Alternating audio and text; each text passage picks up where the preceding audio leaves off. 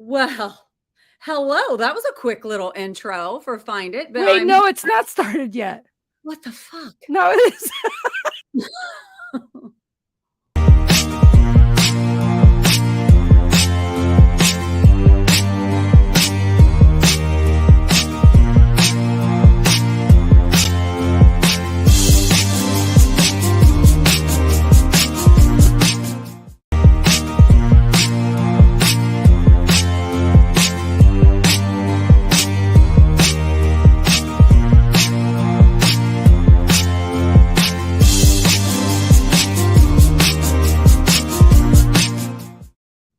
Hello. Welcome to Find It, where we have guests come in every week to help us find something.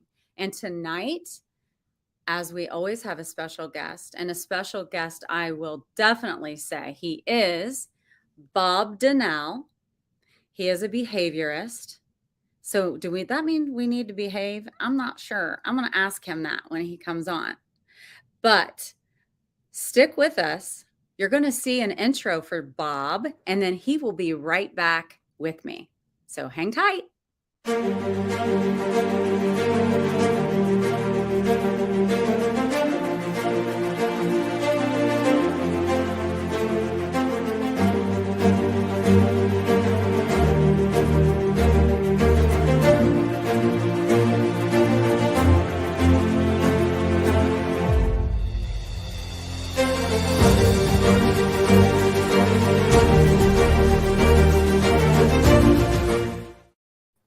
Hey, Bob. Hey there. Happy birthday to you. Oh, thank you. I'm enjoying it. What an amazing day. And I get to spend it with amazing people. So thank you for being on tonight. Love it. Good morning, Julie. Or good afternoon, Julie. Yeah. Oh, hey, Julie Preston's on here. So I am so excited to have you on. I have gotten to know you. And the more I've gotten to know you, the more I adore the person that you are. I feel like you have the most huge heart. I know that some of the things you've been out doing recently that just warmed my heart, and we'll talk about that. But prior to that, let's tell everyone how we met. You got a little message on Messenger because you're going to go on the Lynn Serrano show. Yeah. Was that the first time we met? I think so. Because I wasn't sure if we met on No, not that. I'll bring that up in a minute. Okay. Because we get to be on the Tuesday night Lynn. Right, Tuesday night with Lynn. Yeah. And so that's fun because you and I have really gotten to know each other as a group too. But prior to that, I was like, okay, who's this Bob Donnell guy that Lynn's gonna have on? So Lynn and I had our show and she was talking about you. And she turned bright red. She had your book like this and she was going, and her face, and I was like, I got to send this clip to Bob, and I don't know you, but I'm going to find you on Facebook. And I was like, don't become a creeper or weird, but I got to show you this. I think Lynn's I loved it. Lynn's in the back fanning herself right now. That's so funny. But yeah, so we met through that. And then I watched you on her interview and was like, wow, really cool. Like everything that you do in your life. And then I Googled you and watched your TED Talk. So let's let you talk and tell me about where you're born and raised. I was born and raised. I was born in Oklahoma, moved here to California when I was 2. So I consider California pretty much where I was raised. But, I've lived all over the place. I went to 6 different high schools, over 20 different elementary schools, and just had the opportunity to really learn a lot really fast about myself and about others. And so one of the greatest experiences that I got from moving around so much was the opportunity to be able to assess the qualities of people rather quickly and be able to determine who was ally and who was foe. And if, being the new kid in the school every year, you better figure out how to do that pretty quick. And so I know a lot of people that have moved around a lot, and everyone that I know that's moved around a lot goes, that's exactly what I learned too. So, wow. But that being said, I was raised by a single mom. My dad was never in the picture. Don't know his name. Don't know anything about him. Wow. But she was diagnosed with cancer and told she was going to have 6 months to live when I was 15. She ended up living till I was 17. But so that's kind of the quick start of my life. Right. And I did read about that. So I do know. I just want our audience to understand the upbringing that you had. And you weren't privileged in any way. I mean, Mm. you were in a struggling, right? Growing Yeah. up. And why did you move so much? My mom was just sick a lot in my life. And, I just thought we moved a lot. I thought we lived with some of our friends sometimes. I just thought that was just kind of this cool thing that I got to live with my friends. Sure. You didn't know any differently. I didn't really know any different. And then I remember probably being, 26, 27 years old, and me talking to my older brother who was 10 years older than me and saying, yeah, we moved around a lot. I don't know why, but we just moved around. He goes, you don't know why? I'm like, no. And he goes, because we couldn't afford to stay in one place. I mean, Okay. something would happen, mom would lose her job or whatever, and then we'd have to move. And I'm like, really? I said, I never remember any like eviction notices. And he goes, no, everyone loved mom. So you never got to the point where an eviction, we would just move. And I went, man, I remember moving like 5 times in 1 year. And he's like, yep. Wow. Yeah, it's crazy. And, being as you grow up, I know that and knowing you now, I understand, Bob, that you looked at those, all of those moves as like something good in it. You've learned how to read people, you've had a lot of different experiences. So I Yeah. like that about you, that you're always trying to take the positives out of all of these different situations. Yeah, And and at the same time, to be fair, I remember there were times when I was young and mom's like, we're moving. And I'm like, Mom, I just made some new friends. I like it here. Don't make me move. So I wasn't always able to look upon it with such kindness as I am now. well, that makes sense. You finally get settled somewhere and you feel like you kind of have a home, and then you got to leave again. That would be tragic for a young kid. Yeah. But I want to go into, I have some questions about the book. I know you've written more than one book, but the book that I'm highlighting today is the Mastering Your Inner Game. Right. But I want to talk about after you got older, and your mom passed away at 17. I mean, you're not even of age yet. What Right. happened then? Yeah, I was able to go live with one of my older brothers. I had an older brother who was 9 years older and an older brother who was 10 years older. And my 9-year-old brother, or my brother that was 9 years older, worked at a Christian school in Oklahoma. And so I was able to go live with him for the last, 8 months of my senior year, and then returned back to California after I graduated high school and began that journey. But so you left, you're like fresh out of high school, and you go move out and on your own? Yeah, I was very blessed. I mean, I've been really blessed with great relationships in my life, and I owe that a lot to my mom, and I owe it a lot to my, the people that I've surrounded myself with over all these years. But I had a family that said, "Hey," I was good friends with the oldest son, and they said, you can come live with us and kind of get back in college, get in college, and all that. And I said, okay, great. So I lived with them for maybe 7 or 8 months, and then I rented a room up in Pasadena from a little old lady named Mrs. Lockmeyer. She was probably 75 then. And I remember I just rented a room from her, and I couldn't have any guests, couldn't have anyone come over. I couldn't use the kitchen. I could have a hot plate, in my, it was, now I look back and I go, that was hilarious. But what an amazing woman who really gave me some good, a good year for me to kind of get grounded.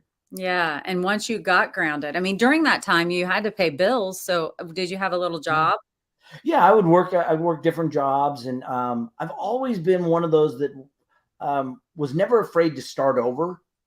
And I always felt like if I took this job, I could take it to learn something. Mm-hmm. But, if you look back at 15, when my mom was diagnosed with cancer, a gentleman came to me and says, Bob, what do you want to be when you grow up? And I'm like, it's a strange question to ask a 15 and a half. And I said, why would you ask that? And he said, because you can learn a product, service, or an industry, or you can learn something that will benefit every product, service, or industry. And I said, what's that? And he said, human behavior. And I facetiously said, sign me up. And he goes, great. What I want you to do is go back to school. I think it was summer. He goes, go back to school. And I want you to sign up as a peer counselor. And then I want you to work with some of your peers. And I, okay, so I went and did that. And then fast forward 19 years old, I founded my nonprofit working with suicide prevention, crisis intervention. But, the whole thing was all the precipice was that one guy at 15 going, hey, what do you want to be when you grow up? And I'm like, that's a silly question. But the fact of the matter is everything that you'd gone through in the moves and then you not having a dad in your life, losing your mom at a young age, and then starting your own nonprofit business by how old? 18, 19? 19. Yeah. That is impressive. And that says a lot about the person you are at that young of an age. I mean, people are still trying to figure out who they are and what they want to do. So you started the nonprofit. Yeah. And then where did your life go from there? Well, I ran that for about 4.5 years. And it was just an amazing opportunity to learn. But, looking back, I was like way too young to run something like that. A lot of errors along the way. Sure. And yet at the same time, one of my greatest learning lessons. I had a great board of directors that, I had an attorney. I had a psychologist, psychiatrist, marriage, family therapist, sergeant of narcotics for LA County PD, a published author and a parent, a vice principal of a public school. Wow. So I had some really good board of directors, and these people were just great people because they put their stamp of approval on me, knowing I was way too young to run it, but they wanted to support it anyways, and they gave me an education that. I had a psychiatrist that graduated from USC, and he says, you know what? Your education is better than the education I give at USC. So right. Well, it's on the job. It's on life. It's life learning and on the job training and all of those things that you don't get sitting behind a desk at school, right? Yeah, you're absolutely. doing great work. Wow, Mark said. Wow. Thanks for tuning in. Everybody that's piping in. Matthew Friend, you're doing great work. Thank you. And, I've been posting about you. I'm sure people have Googled you, or I hope they have, and they will be able to see your TED Talk because I love it, but I tried to steal it and have my producer, Lynn Serrano, be able to put a little snippet of it up there. I guess that's a no-no, Bob. We Why? can't do that. Does TED I think like slap it YouTube down? rights and all that. I don't know. But oh well, yeah. TED puts it up there, or the TEDx puts it up there. So yeah, they might have the rights. Yeah. Yeah. So, but I would encourage everyone that's watching, don't leave me right now. Don't leave Bob and I right now. But later, just look up Bob's name and check it out. It's very cool. But yeah, it is. But so then you end up going and from that, you said, okay, I've made a lot of mistakes, all that. But then you kept in that same behaviorist, line of work. And what did you do then? The funny thing is I considered myself always in that work, but the bottom line is I took jobs. I took jobs from every walk of life. I mean, I've sold construction equipment. I've worked as a consultant for companies. I've worked as a sales manager. I've done everything you can possibly imagine. But I always took it with the understanding that what I'm going to learn in this is another avenue of human behavior, just in a different set of circumstances. And so that was the blessing that I had with that. And, I love what Garth Brooks talks about. He talks about there's a blessing and a curse. And one thing is a blessing and one thing is a curse, but there's always this blessing and a curse. It was a curse many times because maybe I didn't have income for a period of time, or because, it was something new. I had the learning curve and to ramp up. But I tell you, the benefits far outweigh the setbacks. Right.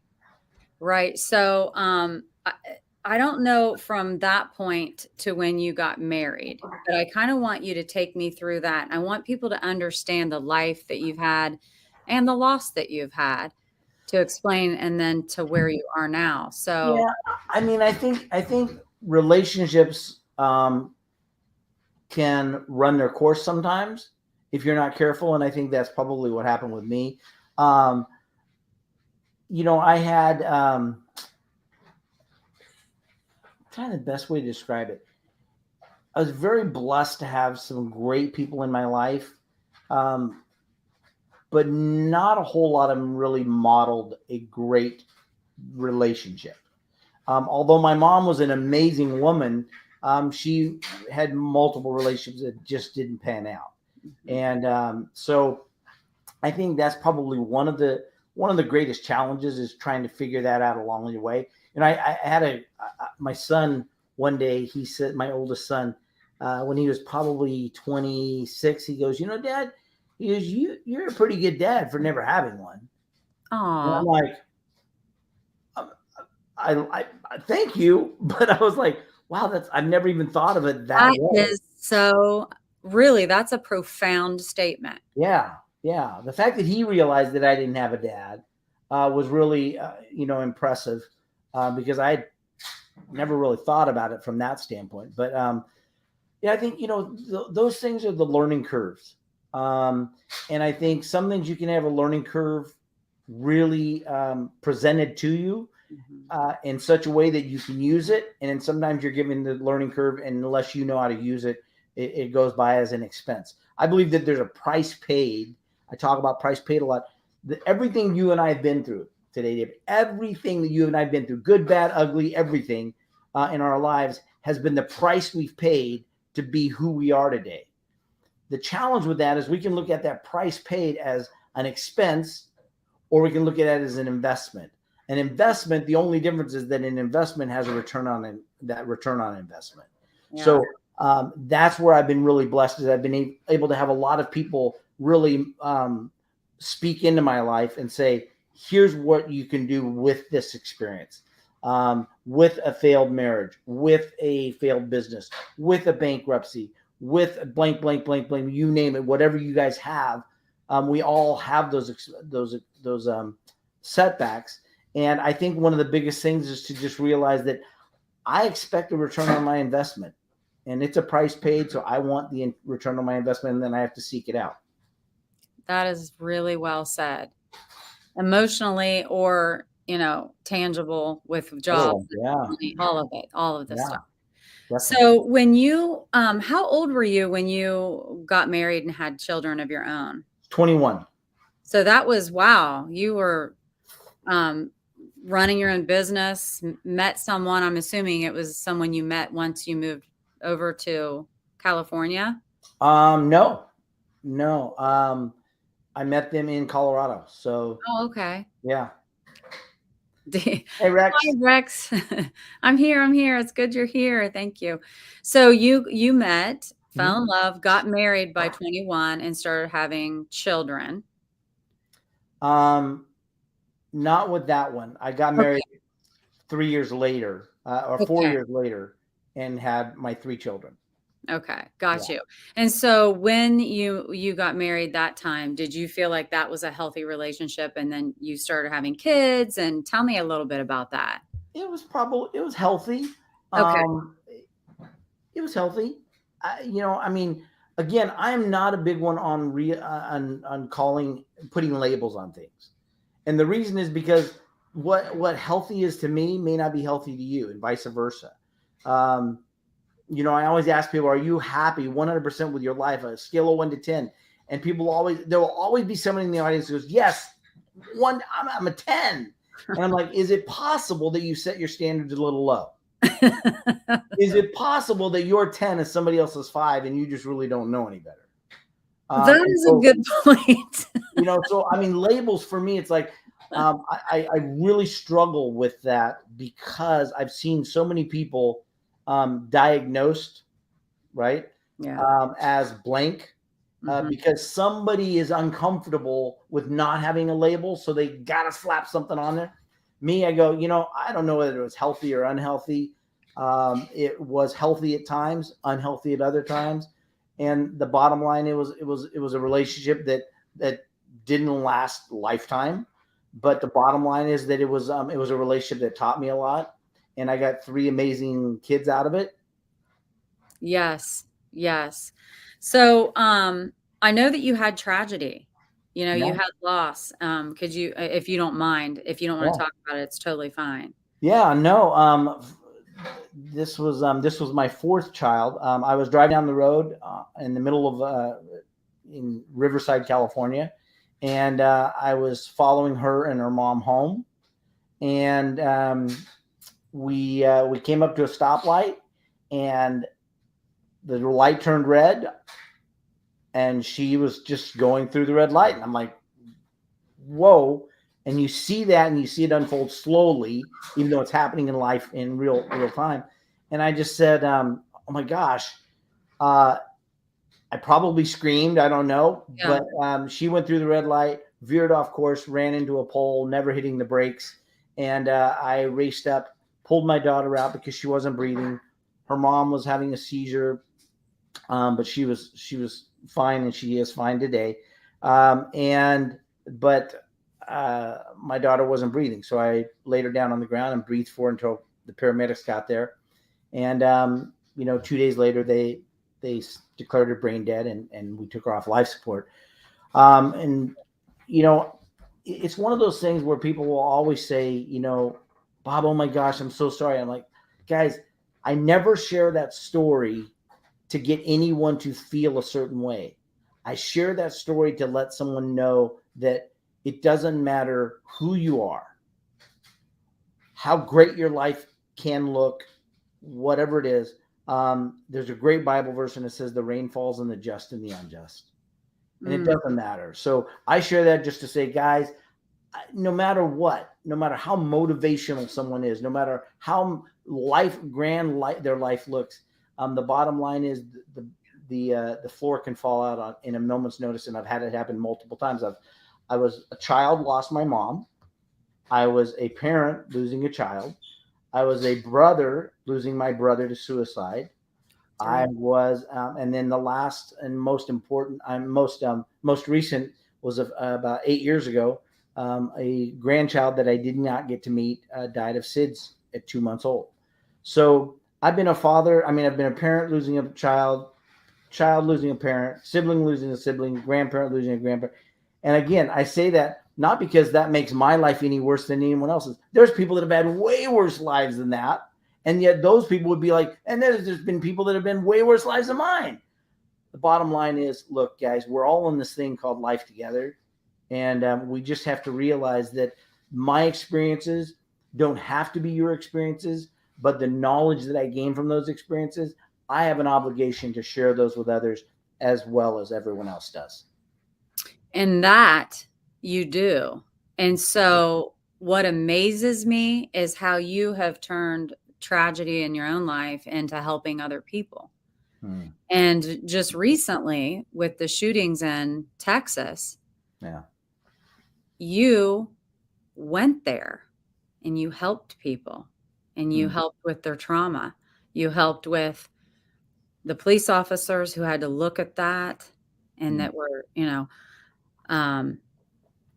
I want you to this is who you are. I mean, people who are watching, this is who this man is. He set up a minivan, basically, like a little apartment. So he didn't even have to go. He was on the spot in the area where everyone was to help people. Julie Preston's given us some. Hey, Julie. A retired police officer. Oh, thank you for your service. And so tell us a little bit about that and how you go to tragedies to offer support, and whether that's silence or speaking or whatever. Explain how you do that, Bob. Yeah, I think I learned early on when I founded my nonprofit. I had a great board of directors. Like I said, they taught me a lot about crisis intervention, suicide prevention, and from an interventionist standpoint, not a therapy standpoint. Gotcha. And so because of that, I think one of the things I learned was to just be present. And I think it's one of the hardest things people can do. That's why it's not done very well very often.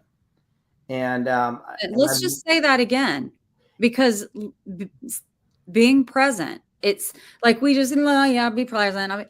this is a big deal. Yeah.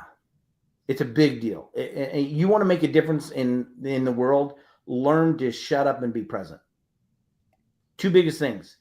And I say shut up as a term of endearment. But just be present enough. And I've seen lives completely change in a moment because of people being present and being silent long enough. So give me an example. When I first get to a place, I've been at multiple places like Uvalde. I've been at Vegas right after that happened, Saugus High School right after that happened, and on these different locations. El Paso a few months after that happened at the Walmart. Yes. I think one of the things that that I believe it has been the reason I've been able to be effective at helping people is not just because I'm smart, but it's because I'm willing to say I'm willing to be as uncomfortable as I have to be to help someone else. It's one thing to help someone in comfort. It's another thing to help them when you're uncomfortable. And I think one of the most uncomfortable things you can do is walk up to somebody or walk up to a memorial or a gravesite or whatever's going on. Walk up and just stand there while people around you are crying, or while people around you are, making,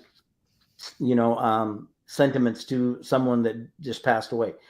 I think one of the hardest things to do is just be there and be uncomfortable with it. It's uncomfortable as heck for me. I don't like just standing there, but I know that in standing there is where I'm able to be my most effective. And the reason, I'll give you a great analogy or a great story, an example of that. At the Vegas shooting, I was standing at the memorial in the middle of Las Vegas Boulevard, and I'm standing there, and there's this memorial, all flowers and pictures of people and all this stuff that had passed away. Mm. And I'm standing there, and this young girl, maybe 24, 25, comes up, stands next to me, and she's just standing there. Now she starts to cry. The natural tendency is we want to hug them. We want to say, "Are you okay? What can I do?" I'm disciplined enough now. I wasn't always, but I'm disciplined enough now to be uncomfortable with letting her be uncomfortable. Okay. And I stood there, and probably a good 10 minutes, 8 to 10 minutes went by. And she's looking at this one picture. I can tell that she's focused in on this one picture of this young girl. And I just turned to her and I said, "How well did you know her?" And she says, "She was my best friend in high school." And I said, "Can you tell me one story that really stands out with a fond memory for you with her?" And she pulls out her phone, Debbie, and goes, "Oh my gosh, yes." She goes, "Her boyfriend and her took me to the prom because they knew I didn't have a date. And so look, here's all the pictures." And she's just rattling through these pictures and going, look at, we went to the prom. And for about 5 minutes, she just shared these pictures with me and shared this amazing story with me. And I said, I just want to tell you, thank you for sharing that with me. And she went, "You're welcome." And we just stood there. And I said, "Can I give you a hug?" And she goes, "I would like that." And I gave her a hug. And it's kind of like one of those things, and I could give you 100 stories like that over the years. But the coolest thing was, it was my being available to be there. Now, here's what I get, Debbie. People say, "Bob, I wish I could go do things like that." And I said, "You can." Yeah. But are you willing to? I don't know, but you can. Yeah. But you're going to probably have to miss work. You're probably going to have to lose income. You're probably going to have to be uncomfortable to be helping people that are uncomfortable. You most often have to be uncomfortable. And so it's those moments, though, that you go, that's what life is. Mm. That's what life is. When you share a moment like that, or another one where a guy's sitting there and he's got a beer and he sets it down in front of this wooden cross of a guy. And I go, just look at him, and he's a stocky guy. And I said, "How well did you know him?" He goes, "I didn't. I was off-duty fireman. I was at the concert, enjoying the concert, shots ring out, and he fell basically in my arms, and I tried to give him life-saving measures." And then he started to cry. Yeah. And I started to tear up. Oh, yeah. And I said, "You know what? I said, can I tell you something? And he says, what? And I said, if I had been shot, I would hope that somebody like you who knew what to do, if there was anything that could be done, would be done. And he just looked at me and he said, thank you for saying that. Guys, when we have the ability to connect with people, take the opportunity as it's presented. It doesn't have to be a celebrity that you're able to connect with because of being a fan of his work or her work. But take it as it comes. You'll have those opportunities to connect with people, but you also have to look for those opportunities to connect with people in their deepest and darkest moments. And that's where I think we all come out of it so much better when we help people in those moments, as well as when we celebrate their victories. That is so true. And I know my sister says she loves this. I saw Ken Walls. Thank you for sharing this out and being here. Thank you so much. And my friend Sarah piped in and she said, being uncomfortable is hard. It's a difficult thing. And also, and I think I've talked to you about this before, Bob, the fact, and yeah, Bob has a heart the size of Texas. Ken just Thanks, Ken. sent in. You know, I think I told you, like, if I'm going to where someone has had loss, a funeral, whatever, I always get, ooh, like, and I feel like I need to say something. So then I say stuff and it doesn't even make sense. And it's like, and I walk away going, what did I just say? Right. So when I watched your TED talk, let's see, being uncomfortable, this is a message coming in. Being uncomfortable is when we most likely find out more about ourselves. It's when our real heart is exposed. And I don't know if that's Dee Dee or Rex, but now we have Terry McCluskey. If everyone learned to notice people and be kind, connect, show patience and humanity, when we would be better people as a whole. True. And Julie, wish I had Bob in 2005. So important. Yes. Wow. So is that when I think Larry, a police officer, was shot and killed in our town? And wow.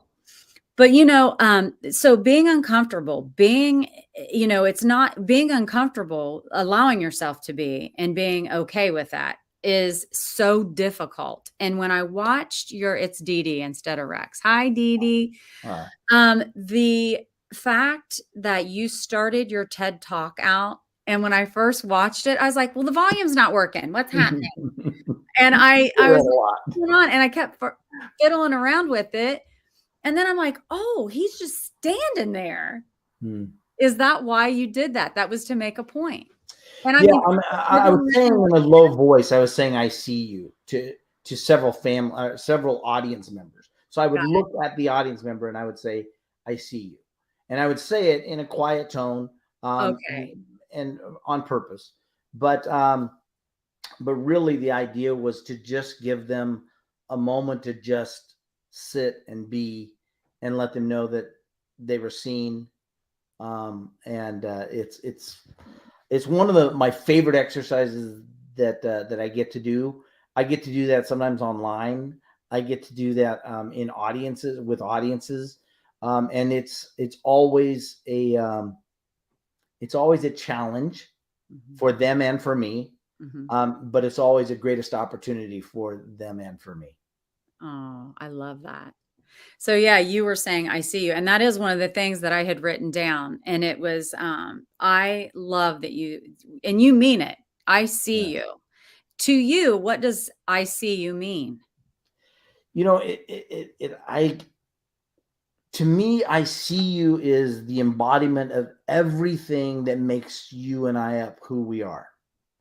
I see, when I'm talking at an audience, I'll say, I see you. I see all the hurts. I see the disappointments, the times you've been lied to, you've been cheated on, the times when you've been misrepresented, misunderstood. I see you on those moments of victory. I see you. not the experience, not the one thing, not Mhm. the thing that we want to notice. I don't see your hair, I don't see your eyes, I don't see all the things that are attributes, but I see you. Mhm. And when we talk about it from that standpoint, I think the greatest thing that we walk away with it is that the person says, "You mean me? You mean me?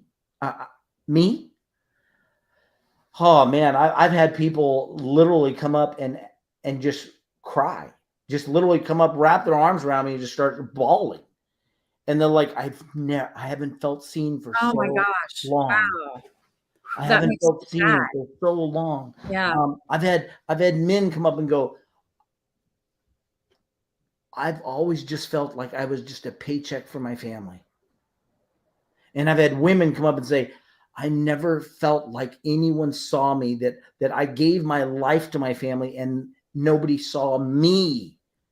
And so then we talk about identity, right? We've lost Mhm. identity. Mhm. Well, you lose identity, and that's probably one of the biggest things that that you can have happen if you're not able to retrieve it, because you have to have an identity or you cease to exist. Right. But Bob, don't you think that like a lot of kids that are acting out and a lot of the tragedy that's happened are from people who don't feel like they feel like they're invisible? Yeah. I mean, Yeah. could Oh, that be absolutely. part of the problem? Like our world's so Oh, fast and we're doing this and we're doing that and we get caught up in our own everything that we're doing. And just like we've had conversations, you and I, Bob, yeah. on the Len and Scott show about going through the line at the grocery store Yeah. and not even noticing who's ringing us up. Yeah. Stop for a second and say, hello, how are you? How you doing? Oh, thank you so much for doing a great anything. Right. So I think our society and our culture in general is we don't really see one another. So when you say Yeah. that, Yeah. it gives me chills because we want to be seen. Let's read some of these. Is that okay with you, Yeah. Bob? Absolutely. Terry, I see you. I see you when it's a struggle returning your grocery cart. I see you out in public and you seem upset. I see you when your head is down. I see you. Yes, Terry. Absolutely. Terry is a big feeling person. Absolutely. Lives Absolutely. in Oklahoma. Terry does. No, Terry, that's her sister. Where does Terry lives in Atlanta, Ah, Georgia? Ken Walls, okay, you guys should hurry up with this show. I have stuff to do. Hey, Lynn, pop up the other one that Ken said of people that Bob introduced people to. Who are these? Who did Ken say he introduced him to? But in the meantime, when she's doing that, yeah. um, the ICU is huge. Hmm. Bob is who introduced me to Mark Victor Hansen and Glenn Morshower. He knows everyone. I did not know that. Hmm. You didn't I did not know you know everyone, but that's cool, and I can understand Wish. why you would and why you're on people's radar because your heart, and who you are as a person. Who wouldn't want you in their life? Let's come Oh, on thank you. now. I want to talk a little bit about the book, but Bob, I feel so comfortable with you, and I just want you to chime in. Like, if Okay. there's something a different way you want this interview to go, and you want to talk about something specific, just chime in there because I want to hear it. But Good. about your book, Yeah. okay? So mastering your inner game. Yeah. What does that title mean? I love the idea that people think they know what inner game is. They always assume it's something to do with mindset. Mindset is about 10% of your inner game. Your inner game is the big thing. Mindset is just one caveat or one piece of it. Your inner game is everything that makes you up who you are today, your personal constitution, your belief systems, your values, your experiences, both good and bad, your expectations of what the future holds, your review of what the past was or what it means to you today. That's your inner game. And so I make the statement that your inner game must be strong enough to support the actions required for the results that you desire. Say you Okay, want so to make, say I'm you gonna want to have make, you repeat this. say you want to make 20 sales calls. You have to have an inner game that will support making the 20 sales calls, or you won't do it. You want to be more loving and kind to your kids, or more loving and kind to your family. You're going to have an inner game that will support those actions, or they won't occur. And then you can't get the result that you want. So your inner game must be strong enough to support the actions required for the results desired. That's And beautiful. it's one of the, when I do a Mastering Your Inner Game 1-day live experience. I used to do it at my house in Newport Beach, and you see people come in and you talk about this foundation, you draw this up on the whiteboard and you draw this, this foundation. That's your inner game. And you can either design a house that's good enough for the inner game you have, or you can bolster up your inner game to support the house that you want. Wow. And so when you do that, you got to say, okay, and that's why you see a lot of people, you see a lot of celebrities, you see a lot of people in general, but they'll get to a certain level and they're doing great. You'll see a football player do really well in college, comes out, goes into college, goes into the pros. He does all right. He's not the star. He's all right. And then you'll see some of them just completely fizzle out in the first 3 years of in the NFL. Why? Their inner game wasn't strong enough to support the actions required to keep them at that level. It was strong enough to get them out of college or high school. It was strong enough to get them out of college. It was strong enough to get them into the NFL, but that's it. Same thing with when you talk about the Peter principle in business. You'll have people rise to the least level of competence, and then they fizzle out. A great salesman becomes a sales manager, then becomes a vice president of sales. But at some point, he was never qualified to be as good as he needed to be for that new position. And so they tend to fizzle out at some point if we're not careful about the way we onboard people in business organization or any organization, nonprofit as well. So I think when we talk about that idea of putting this idea of helping people get a foundation that they can build the house, in this case, their relationship, their life, their business, their finances, whatever it is, their spiritual connection. You have to have a foundation that will support the life that they want to build, or they can't build until they build up the foundation. And so that internal stuff you have going on there to get it so you can take the action. Yeah. And not fizzle out. How do you, what advice do you give people on how to do that? I mean, I'll say, I think probably one of the best things to do is to realize, to be really conscious and aware of what's working and what's not working. And when you see a crack, the best time to fix the crack is when it's small, right? It's not when it's a gaping hole and you can't plug up the dam. Yeah. So I think being aware, being conscious, and then surrounding yourself with people that can help you say, I don't think you're ready for that. I'm a big believer that I would rather have 20 people tell me, I'd rather have one person tell me you're not ready for that than to have 20 people tell me, oh yeah, you are, without giving consideration to whether I am or not. Yes. I want to be surrounding myself with people who, my next level by association, one of the pillars is I surround myself with people who know all my flaws and they love me as if I have none. Because those are the people that they'll stand by you through thick and thin, and they will actually rally for you to help you. Those people who are great at just telling you, oh, you're doing great, man, I love you. But you know what? I think it's on other people. That's another uncomfortable situation.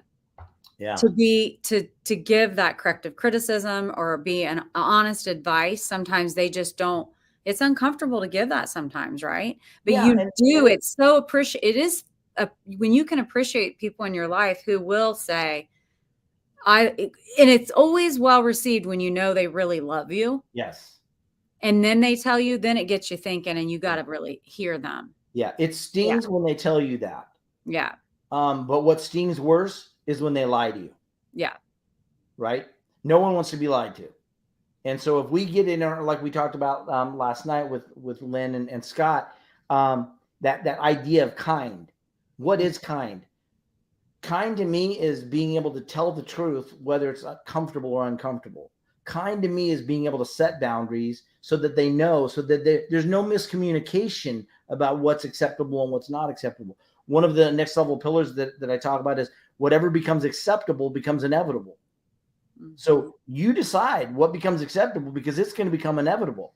I had a gentleman one day who was an insurance salesman. He says, Bob, when can I, I'm having a hard time. Can we talk? And I go, what's going on? He goes, my business is really floundering. I said, you've been in insurance sales for a long time. You got residuals built up. What are you talking about? He says, I'm really struggling. I said, well, what's going to happen if you don't get your business back up anytime soon? He goes, well, I'll probably lose, maybe lose my house. I said, really? You've been paying on the house for a while? He goes, yeah, like 30 years. I said, so you're about to lose a house because you can't get your business back up? He goes, yeah. And I said, whatever becomes acceptable becomes inevitable. I said, so let me ask you this. If you lose your house, where are you going to move to? He goes, I guess we'd have to just move into an apartment. I said, how's it going to feel to go home, tell your wife of, how many years and that you've paid in this house for 30 years and then you're going to lose it and you're going to go live in an apartment? And he started to weep. And I said, the fact that you're already looking at having to move to an apartment tells me you've already He's already accepted it. And whatever becomes acceptable becomes inevitable. Conversely, I had a woman say, Bob, I'm having a hard time losing weight. I gain weight, lose weight, gain weight, lose weight. I said, when did it become acceptable to be fat? Now, I know some of the people are going to say, but that's really mean, Bob. No, I wanted it to jar her. I wanted her to go, because she probably doesn't call herself that. She might say, I'm overweight. She might justify and rationalize. I wanted her to come to grips with that. And she said, I said, when did it become acceptable? She goes, it's never been acceptable. Debbie, no matter who I'm talking to, it doesn't matter whether it's about finances. It doesn't matter about relationships. When did it become acceptable to be in a bad relationship? When did it become acceptable to be, not able to pay your bills? Whatever it is, the answer is always never. It's never been acceptable. I said, no, there was a moment of acceptability. And this woman says, no, there wasn't, Bob. I've never made it acceptable to be overweight. I said, have you ever tried a pair of pants on that didn't fit? They were uncomfortable. It was so uncomfortable that you did something. She goes, yeah. I go, what did you do? Did you wear them anyway? She goes, well, no, I put them back in my closet. And I said, that was the moment of acceptability. Oh, because once you made that acceptable, guess what? Tomorrow, you didn't go try those pair of pants on again. You made sure you put on a pair of pants that were going to fit comfortable because you didn't want to go through that feeling again. That feeling was the moment of acceptability. And she went, oh my gosh. She said, what do I do? I said, we need to reverse that. We need to say what I said. At one point, you became uncomfortable with being attractive. She goes, really? I said, tell me when the first time that you remember somebody looking at you, making you feel uncomfortable about the way you look. She goes, I was walking through the mall with my mom. My mom was pretty well endowed. And we were walking and an older man was walking towards us and was looking at me because I was developing more than he even was looking at my mom. And I said, how'd you feel? She goes, I felt really uncomfortable. I said, was this the first time? She goes, yeah. I said, but it wasn't the last. And she goes, no, it wasn't. I said, so what did you do? I said, when did you start wearing baggy clothes? She was wearing a baggy sweatshirt. She looked at me and she goes, maybe the next year. I said, see, because it became acceptable for men not to look at you, for boys not to look at you. It became acceptable. Do you want a man to look at you, desire you, love you, and want to have an amazing relationship with you? She says, yes. And I said, then you're going to have to change what becomes acceptable. You're going to have to make it acceptable for men to look at you, want you, desire you, just like you want them to. And so we put together a couple of things, and like 6 months later, amazing. She had lost a ton of weight, felt great. She was in a great relationship. And again, whatever becomes acceptable, good or bad, becomes inevitable. Yeah, that's great advice too. I know that's in the pillar. This is a good book, but something that really spoke to me, and I just want to read this really quickly. It's in the book. It's pillar 2, and it's desire. Okay. And the part in the chapter that really spoke to me was something, what is something in your life that feels like oxygen?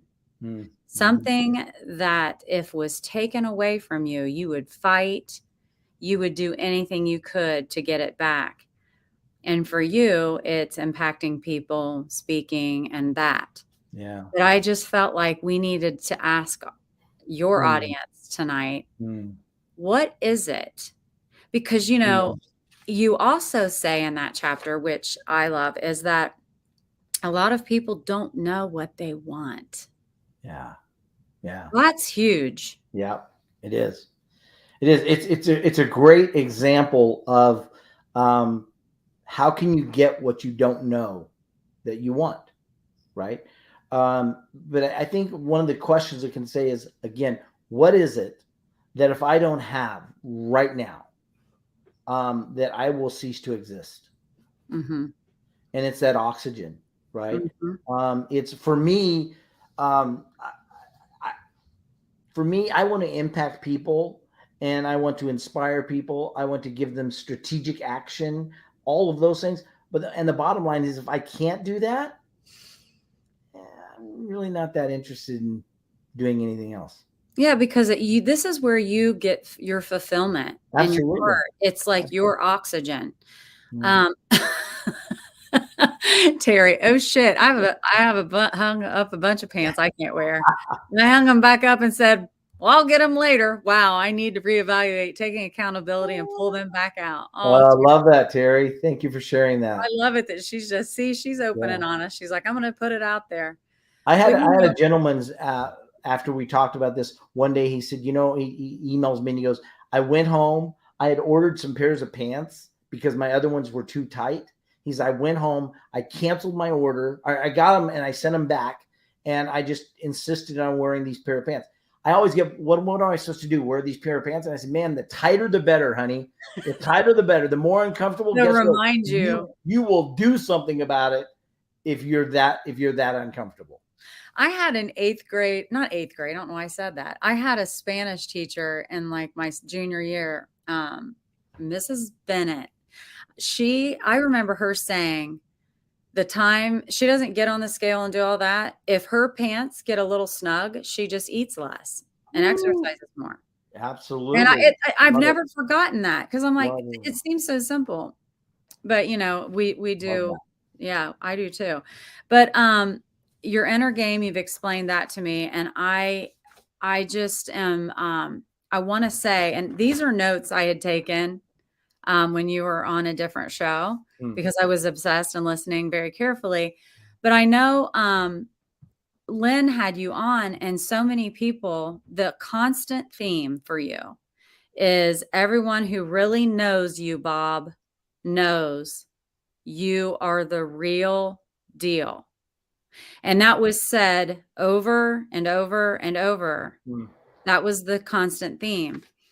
And so to me, it's not surprising that you know so many people and that everyone that you meet continues to be a friend along the way, because you're a great guy. I wanted to ask you, because you're also dubbed for the guy that asks all the great questions. You have really great questions. Have you ever been asked a question that you couldn't really answer and you had to ponder a while? Do you know? I'm sure I have. I'm not thinking of one off the top of my head, but I think that the key to asking great questions, the quality of your connection will be determined by the quality of questions you ask. Of course, I teach called connectology. That's one of the pillars. Yeah. I want you to talk about that. So the quality of the connection will be determined by the quality of questions you ask. The idea of asking a great question isn't to stump them. Yeah. Right? That's not what makes a great question. Right. But then you break down what makes a great question. And so the idea is to asking a great question that that lightens them up or lights them up, that makes them go, "Yeah, that's what I'm talking about." That's a great question when we do that. So in connectology, we talk about the quality of questions and what makes a great question. Well, one, a good question begets a great question. So if I ask you, I've used this example a lot, and I know I used it on Lynn's, I believe.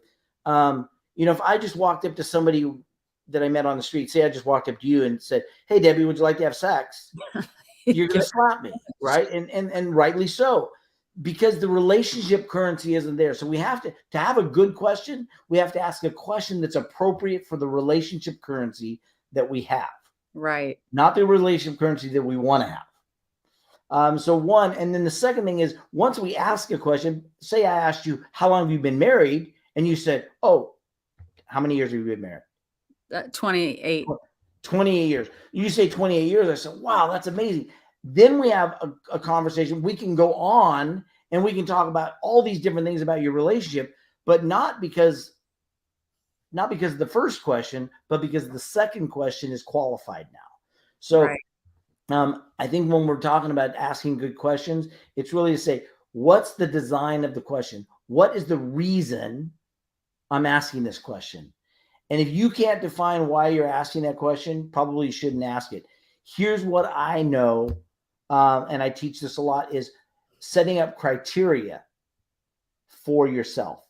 I have criteria for my personal, for my professional, as well as for my strategic partners, business partners. Yeah. Because of that, my questions always go to seek out and expose that criteria. If I have a criteria for the people in my life have to be open-minded, and that is one of my criteria, I don't share the rest of them, but the one that I know is open-minded. Why? Because you mentioned these people that love me and all this. Not everybody loves me, and No. there's a, and I'm glad that they don't. Mm-hmm. But because I don't do things the same way as everybody else. I am very specific about what I'm looking for, how I want to participate in life, who I want to participate in my life. Based on that, I have these criteria. Now I have to develop questions that when I meet you, I can ask these questions to help me flush out whether you meet my criteria or not. And if I can do that, then we don't have to have a dance that doesn't lead anywhere. Right. Yeah, I think that's amazing. And I actually, you've asked me question. The reason I asked you, have you ever had a question that really made you think? You ask good questions that do, I guess, stump. I don't think that it's stump as much as I'm like, ooh, yeah, let me think about this. And it's a good feeling. Like, I want to think about this. I want to figure out how I can really honestly answer his question. right. But like you're saying with your criteria, it's not being rude. It's just, why waste your time if you're not going to bond with someone in the end? And you said open-mindedness. If someone is closed-minded, you're probably not going to be good friends because that's just a non-negotiable for you. Yeah. It doesn't mean we're not going to be friendly, and it doesn't mean we're not going to, say each other and greet each other. I might even hug people, but we're certainly not going to be you're not going to be on my inner circle. I'm probably not going to be on yours. Yeah. And we're not going to spend a lot of time together. So having that criteria is a really easy yes or a hard no. And I love being able to draw people in to have an easy yes or a hard no about myself. Like, I want to say things that make them go, no, you're an idiot. I don't want anything to do with you. Thank you. We just saved each other a lot of time. Yeah. So, when you see these people avoiding politics or avoiding, religion, I go, man, I'm not afraid to talk about anything. I don't care. You're going to say yes or no to me. And guess what? It's probably the right thing to say. Right. Right. Because either way, listen, and I like that and I appreciate that about you too, that we all can have different views. That doesn't mean we have to argue and fight about it. Absolutely. We need to be able to accept that not everyone's going to think exactly the way we think. And in fact, I encourage it. I hope they don't. Yeah. Right. Exactly. Yeah. There's another great Bible verse says, as iron sharpens iron, so one man sharpens another. Mm-hmm. I love a knife never gets sharpened by butter. It only gets sharpened by something harder than itself. Yes. That's what I love. Is I love the friction. People say, I don't want to have any friction. I love friction. Healthy friction is a good thing. Yeah. Because it makes us both sharper. I would rather, people always talk about politics. Well, what station do you watch? I go Fox, NBC, CBS, ABC, CNN. They're like, really? Yeah. I want all angles. I want all views because I want my thoughts to be challenged. And in that, I become a better person, and it helps me understand other people. If you really want to help people, you're going to have to understand them. That is the truth. What is your favorite in helping people, because let's see your shirt too. You even have your next level shirt on. Everything Next Level. Yeah. That's the name Everything of the next level. company. What's your absolute favorite part of what you do? I mean, I know the answer to this, but I want to hear in your own words. What is your favorite? My favorite thing is that I get to be a full-time student. That is not what I thought you were going to say. Only forever, as my friend Glenn Morishar would say. That I will never stop learning as long as I have curiosity. And my business, I probably spend 3 to 4 hours a day just studying human behavior, listening to talks, reading books, watching videos, at least 3 hours a day doing that, because I know that sharpens me and is going to be putting in me what I'm going to be needed for some time in the future. And a lot of times, we have it within us to do it. We just haven't cultivated it. And, when we talk about connecting, I want to say these things. There's one thing to contact people. There's another thing to connect with people. Oh, I love this. And then Everyone really listen up to this. Say this again. There's one thing to contact people, make a phone call, hey, reach out. There's another thing to connect with people. And that connecting might look like, talking about a common subject, or talking about something that you both are wanting to improve upon. But the real thing is in cultivating. Contact, connect, cultivate. Cultivating that relationship is going to take time. It's going to have to be thoughtful. It's going to have to be purposeful, and it's going to have to be done repetitively. Oh, Lana, too. Put that back. I absolutely love the lifetime student statement. Love this too. Oh, thank you for watching. Terry, being a student every day keeps you smart, humble, and informed. Very good, Terry. Amen. And I know Jen Valentine popped up here, and this, she had said something that she was struggling with. I saw earlier. But Bob, we've been on here an hour already. I always enjoy your company, and everybody can tune in on Tuesday nights, because we usually pop in on the Lynn and Scott show too. Yeah. And it's just a group of us talking about whatever the topic is for that night. Yeah. And Lynn, I'm gonna do this myself. This is one of our pictures of, you can see Bob over here on the right lower corner. And we were just enjoying whatever topic we had going on that night. Right. But it's fun, because it's like a Zoom that's for the world to see. And we get to talk about it and all that. But I want to ask you before we wrap up, and I also I have I'm honoring a woman. Someone's honored a woman. I would like to show her on the page, and I bought her one of your books as her gift. Thank you. And I'm going to do this a few more times with your book as well. Awesome. But before it's we go on to the lady that we're honoring, which I thought was a really good thing to do, especially with you, because you're so much about other people and honoring people and all of that. So this show's called Find It. Love it. And so whatever it is you found, what is it? How did you find it? What advice can you give to us to find it? I think it comes through a lot of experience, letting experiences shape you with the desire that you want to become better out of the experience, no matter what it is. Whether it was my daughter dying, whether it was my brother committing suicide, whether it was, that mountaintop experience that I had at youth camp, whatever it is, all those experiences go into me. So letting those experiences shape you with the expectation of the return on investment, right? And what did I find? I found that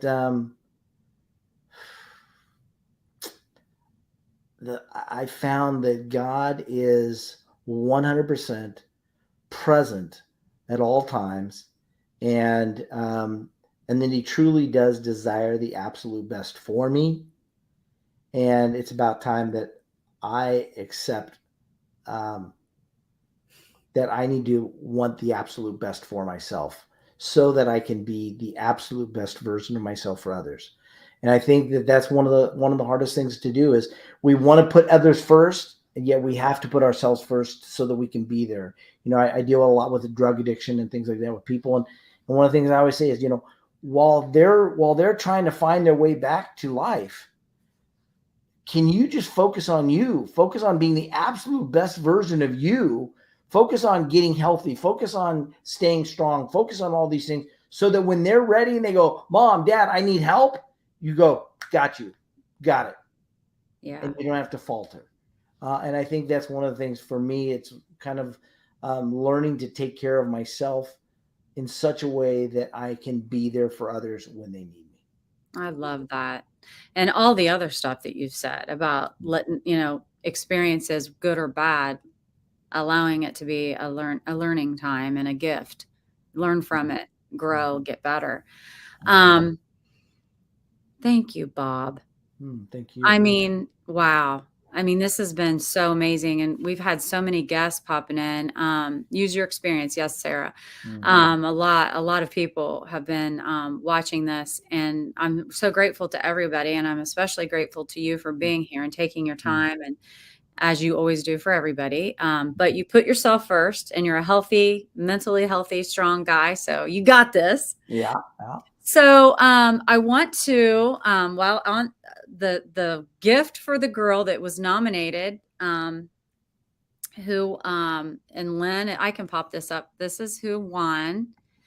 And her name is Jennifer Valentine, and Julie Preston nominated her. And this is why she nominated her, as a woman, women building women up and appreciating each other, and letting people know, saying out loud that they appreciate and admire you. And she said this, Jennifer Valentine, I think Jennifer's on here. Jennifer is my nomination. She's beautiful inside and out. She's always cheering everyone on. She works so hard raising her family and being a constant positive energy for everyone around her. I love being around her. I love her travels and her zest for life, food, and taking care of herself. She knows self-love. So Jennifer, you have won, because you are one heck of a gal, Bob's book. I wish we could get it signed. I can't just run over and have him sign. He's on the other end. Come on over. Come on over. I'll sign it for you. Lovely in California right now. That's right. And so we wanted to honor you today and give you one of Bob's books. And he's an amazing man. So you're getting a great gift. So congratulations. Thank you for being you. Thank you for being you. Absolutely. Yeah. Love that. So, and with that, it's been a great birthday. So, I mean, two great people. Some of the things that you said reminded me of, it kind of paralleled some of the things that Steve Rizzo said earlier too. The price paid. Self-awareness, about self-awareness. And you said that, and I thought it immediately made me think of him. And I respect Bob so much that I put on my pants to watch this episode. This is Joe. This is Joe Ingram. Oh, Julie, thank you. And Debbie, I was going to buy his book. Well, you get a free one now. You'll just have to buy a copy for someone else. Jennifer, I want to say something. This is something sometimes when I'm working with a celebrity or I meet a celebrity or something, one of the things that I've really driven home backstage at one of the award shows, I walked up, I said, 5 people I'm going to say this to. And I walked up and I said, and I want to say this to you, Jennifer, that who Jennifer, you are. You hear this? He's talking to you. Who you are, Jennifer, is more important than what you do. Because who you are will determine the quality of everything that you do. And I see you, and I want to receive the greatness that's within you. And I want to tell you that I absolutely love you. I love you for who you are. Has nothing to do with anything else other than who you are. So thank you for being that person. I love her too. And this is what we need to do. I love love.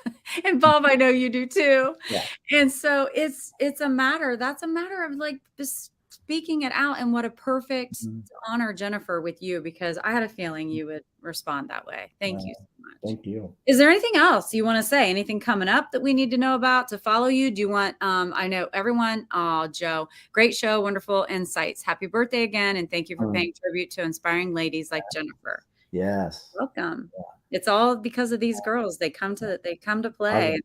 Mm. We build each other up around here. Jill Howler. Oh, So Jill, cool. Jill, I got a balloon. I have a balloon off my porch from you and Jill Howler and Wendy Brown. Congratulations. Next Level by Association. Yeah. Yeah.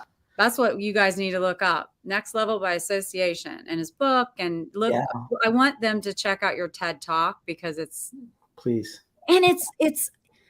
15 minutes. Yeah. So Yeah. it's like there's no excuse not to watch it. It's just it's too good. It's like, and I think it's really difficult to power pack in a lot of good information in a short amount of time. So yeah. All right. I think Lynn's giving me the wrap it up. We'll wrap it up. But anyway, if anyone wants to reach out to me directly, they can text find it, all one word. Okay. To 949-229-8016. 229-8016. And just text find it. And you can we'll set up some time to just kind of get connected. We'll do a Zoom call and just kind of get to know each other. I'd love to learn more about who you are and what you're doing, what you guys are passionate about. So anyone wants to do that, more than welcome to. That's amazing of you, Bob. I thank you so much. So that's a great little offer for these listeners today. Thank you. And so every Wednesday night at 8 p.m., I'm not going to do any double features for a while. This is going to be it for a minute. So the next few weeks, it'll always be at 8 on Wednesday night, 8 o'clock Eastern. Tune in every night to join us. A lot of great information, but I love the shut up and listen. Great show. Bob, I'm telling you, people love you. And the people who don't love you, they kind of love you anyway. We're just going with that. So I always say I'm so flawed that I'm perfectly flawed. Perfectly flawed. That's what it's fine, right? You're self-aware and you love yourself. And that's so important. It's not conceited. It's just, oh, hey, everybody.